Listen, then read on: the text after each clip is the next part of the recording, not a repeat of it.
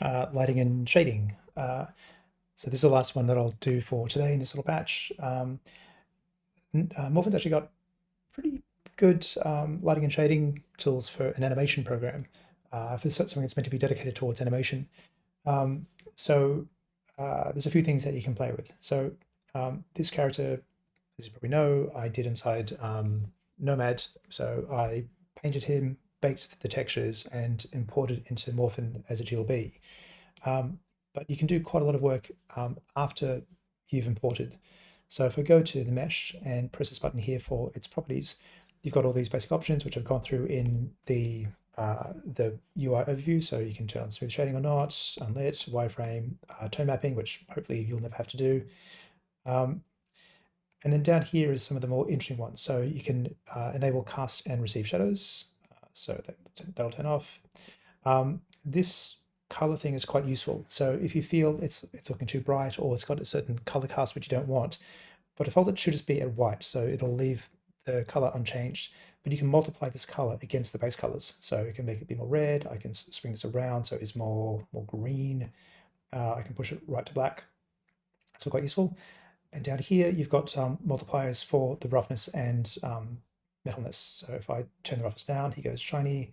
If I turn it up, he goes diffuse. Strictly speaking, roughness of 1 should have no highlights, but yeah. And the metalness will change the kind of like the shading property as well. The other thing you can do here, and then I'll get into the lights. So I've covered lights a few times, but I'll do them here just for argument's sake. So I'm going to delete the lights that are here already, and I'll show you how things look when you normally load Morphin. So it should normally look like this. Go that to that. Make sure everything is as it is. So that the intensity will be something like that. So this is fine, but we can always have things look a bit nicer than that. Just delete this camera as well because it's getting in the way. So by default, just a simple environment light, and the background will probably be something like that as well. So usually when I do lighting, I will take the environment lights and I will turn its intensity right down so that it's just giving a little bit of kind of shaping to my characters, but not doing primary lighting. I'll even turn that down even more. So I'll say that, just so it's giving a bit of form to the thing. I can add a light by going to the primitive menu, go light, and then maybe a spotlight. And if I pull that up, and you can see that's rotating that way, so I'm going to make sure it's facing straight down and make sure it's covering him. The default intensity is quite low, so if I go back to the outliner and go to the lighting properties, I'll turn the intensity up until it feels sufficiently lit, something like that. Something that you always have to be aware of is the shadow bias. So hopefully you can see these nasty hash lines across the shape. That's an artifact of real-time shadowing, which you can correct by going to the spotlight properties again, and you lower this shadow bias number. So usually lowering it down to like negative 0.01 or so will fix up those shadows. Yep. You can also affect other basic properties of the lights, like the radius of the cone and the softness at the outside. The other thing that I'll usually do is, if I'm going to get this ready for a nice presentation, is I might change the background color. So back under this lighting properties thing, this is the background color. So I might make that sort of a nice blue. And then you can also change the color of the shadow. So this shadow button here turns the shadows off and on for the ground plane. And a trick that Pixar did many years back was they would take this shadow color, make that background slightly green, and tint it so that it feels more blue or purple. It just gives it sort of a more sort of naturalistic tone like that. So not too saturated, but just enough to make it look kind of nice. What I was going to do, I could maybe increase the environment light a bit now just to fill in some of these shadows. So I'll turn this one up a little bit, and I think that looks pretty good.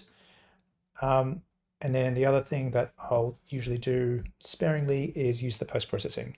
So if I turn this on and you go short, so you can see that the last time I was playing with this, I've gone a bit extreme, but you can turn on, I'll just turn off the saturation. So it's down here, under here. So I'll reset the brightness to 0. I think it should be 0.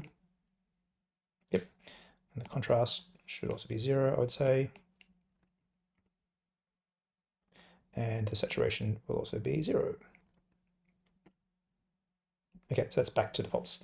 So let's go through these things from top to bottom. So bloom is it adds a bit of like a glow around bright things. So if I turn the brightness up, you can see that's the bloom there. So usually you'd only have it on the brightest things and not quite so punchy, maybe just like that. DOF is for shallow focus for the camera. I tend to leave that turned off. Screen space occlusion just adds a bit of darkening in the crevices, which is really useful, and you can also tint it. These are the main color correction tools. So you can affect the brightness, the contrast. So I'll just add like tiny bits of this just to sweeten up the overall image. You don't want too much. These are different tone mapping operators. So they will apply the color correction in slightly different ways.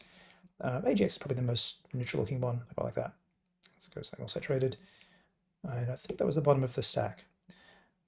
And of course, we have all these post-processing options. So we've got a vignette around the outside of the image, just gives a nice bit of sort of old school film camera vibe. And these ones I probably wouldn't use with having been so careful with the lighting now, but you can apply this simple toon shaders, which are actually quite nice, as well as tone mapping. So it applies more like sort of kind of step shading. And you've got pixelation and you have noise, which is a bit extreme there. And yeah, so that combination of all those things, you can get some really nice looks out of it, which is really nice when you then record a video. So if I go to File, and then Export, and then Video, I can frame this up as I want it to be, and then I tap Record, and this is now recording a video. And then when I'm done, I can stop it, save video to my files, and that will now be in my camera roll. So if I jump down to where are we? It's going to be here, and there's my video. So that's an overview of lighting and shading in Morphin.